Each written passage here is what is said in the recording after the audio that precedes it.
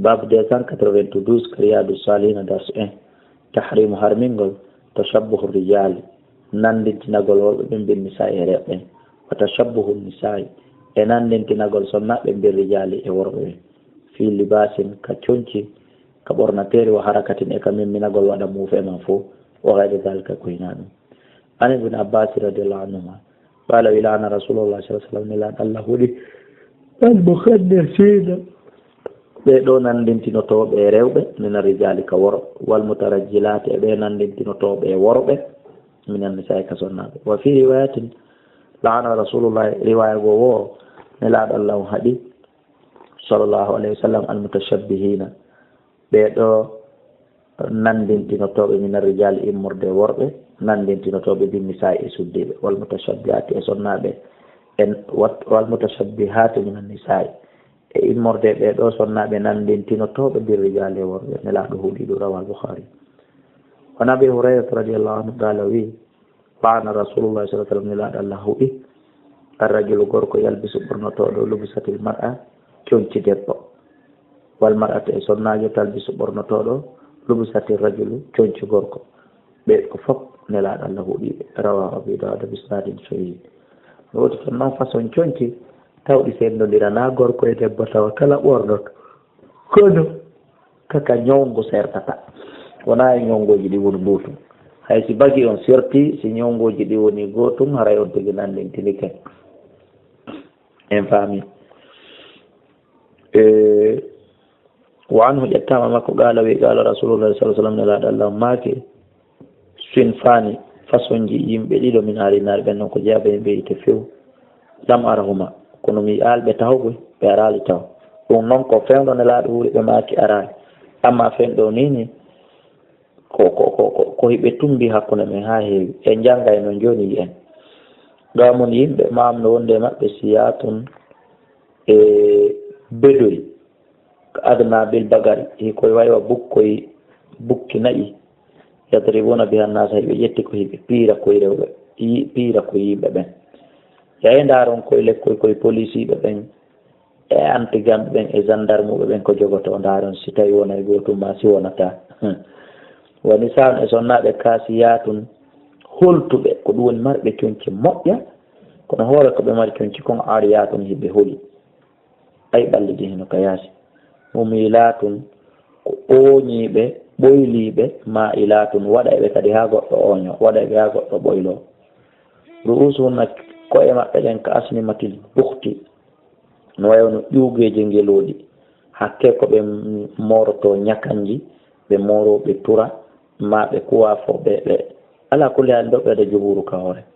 alma ilati ɓoyliɗi ɓeɗo sifaɓe ɗo fof la yadkhulna aljannata ɓe natta aljanna wala yajidna rihaha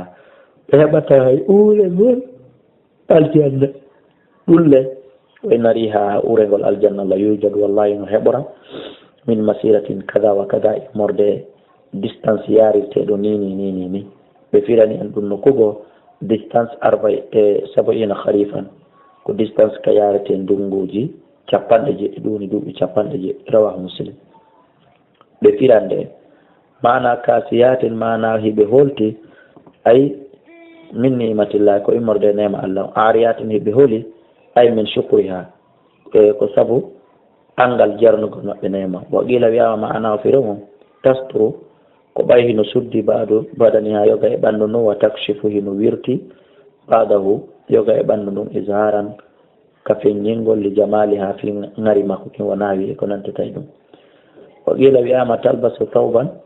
ko ɓornoto concol raƴi ko on ɓornotoɓe concol raqiqan sewgol harano ɗiwli ha yasifu lawna badani ha tawa hino wawa yaltutude hino wawa sifade noone ɓandu makko no ke ko concol ngol ɗiwli fele tawa itti ɓandu makko no fof tawa no waali e kene haɗa suti forme maɓɓe o woɓɓe wi ko ɓe ɗo wiya en andi ɗum ɗo fof moƴƴana jommum ñaari ɓale dane hunde moƴƴana ndomi musidɓe julɓe wa mana ma ilatin firo ɓoyliɓe ɓila wiyama ko ɓoyliɓe an taatillahi ga e ɗoftare allah ta'ala wa ma yalzamuhunna e kala ko waɗɗiɓe hifsuhu renugol mum hiɓe ɓoylimo mumilatun ɓoyloɓe ay yuallimna hiɓe janna woɓɓe goo kadi o gayri hinna koyna hoore maɓɓe ɓornorgol noon ɓoylo fiiluhunna hiɓe janna ɓe golle maɓɓe almadumum ñiñaaɗe ɗen o qila wiyama ma'ilatun ɓoyliɓe yamsina koyeɓe yahamo mutabahtiratin hara hiɓe bunga manto ñaaƴa umilatin ɓoyloɓe ay li aktafihinna balaje maɓɓe ɗen o qila wiyama kadi ma'ilatun ko wiyete ɓoyliɓe yam tashitma hiɓe sanca almistatal mila'i sancande ɓoylinde pooɗa mbiya sukunu naɓiraɗa pooɗa mbiya ɓoylinde du naɓiraɗa ɗiɗo firoji fof heno corresponde ko gotum waya ɗum mistatul bagaya ko sancande rewɓe bewɓe ɓen wa mumilatun firo ɗum ɗon yo mashitma ɓe sancana kadi gayrahunna woɓɓe goo koyna hoore maɓɓe tilkal mistata nden sancande sanca liiƴiraɗa sanca ɓoylira naɓaɗa ru'usahunna koye maɓɓe ɗen kasnematil bukti no wayno ƴuugeje ngeluuɗi ay yukabbirna ha hiɓe mawnina ɗum ha mawna way azimna ha ɓe janɗina ha janɗa